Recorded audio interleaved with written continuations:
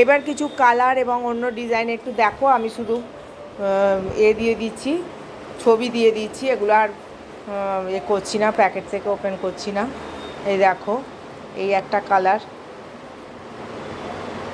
এই একটা কালার, এই যে এইখানে একটা কালার।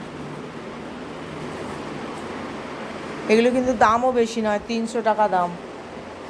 একটা 300, একটা 350 মতন। ডবল এক্সেলেরটা 350 আর এক্সেলেরটা 300।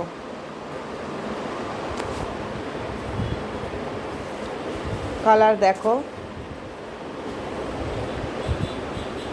কালার দেখো, প্রচুর কালার আছে, খুব সুন্দর সুন্দর কালারগুলো।